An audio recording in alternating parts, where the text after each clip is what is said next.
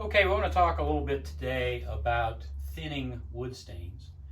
And we're going to do a little demonstration of actually thinning one so that you can see the steps in action. Let's talk about it first. There are several types of wood stains. The two general categories are water-based and oil-based. The water-based are, as they say, based on chemicals that mix with water, and the oil-based are based on ones that mix with oil-type solvents. The water-based stains are much more agreeable from an environmental standpoint to use, so they have some positives. They do not have volatile or fumes that harm you, whereas the oil-based stains may have some toxicity to them that you have to take care with if you use it very much or use it in a closed room. If you're going to thin a water-based stain, you would thin it with water. And if you're going to thin an oil-based stain, you would thin it with a solvent that's used in that base of products.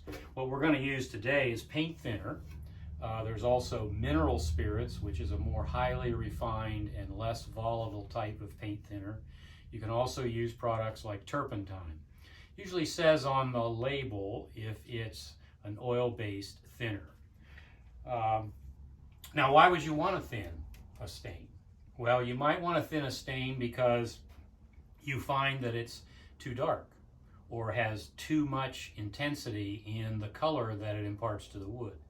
So by thinning it, you thin it out and it would leave behind less color.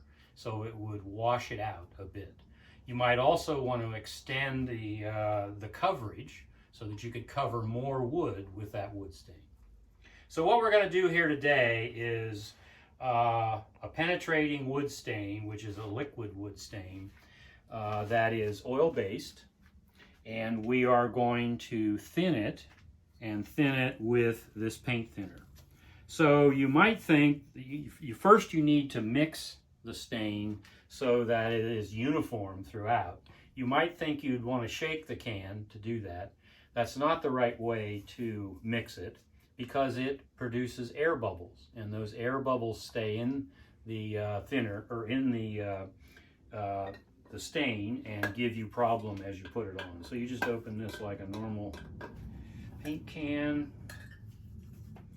I am going to mix it using a craft stick, what we used to call popsicle sticks, and I just put one in and I stir it around, making sure that I scrape the bottom of the can, because some of the coloration is solid and will fall to the bottom.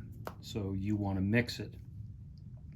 Now to thin it, we could thin this entire can, in which case we would just pour some paint thinner in.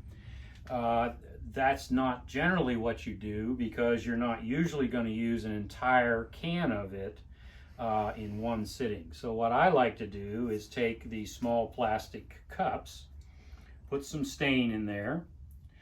You can mark gradations on here if you want to be very precise and repeatable about how much you thin the stain, and you could make marks on here so that you could then fairly accurately repeat that. So what we will do then is, in another one of these cups, you don't want to try to pour out of this great big thing into that little container. So what I always do is pour some of the thinning material in here,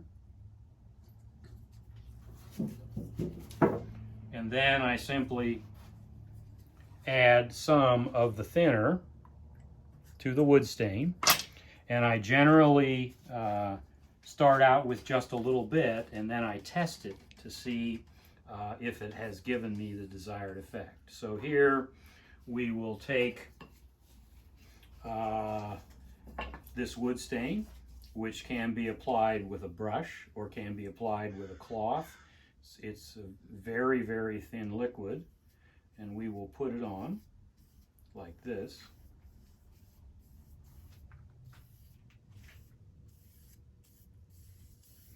And I generally brush it back and forth quite a bit to make sure that it penetrates. And then I need to find something to wipe it with, which I didn't get out.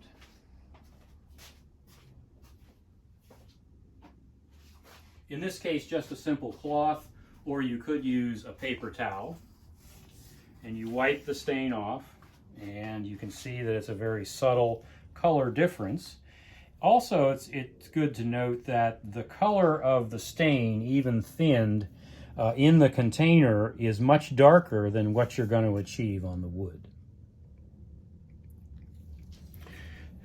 So to thin, you want to do it in smaller containers. You can accurately measure it, or you can just eyeball it and then you test it. And by the way, when you run the test, you let it dry because it'll change color as it dries. So that's the basics of thinning wood stain.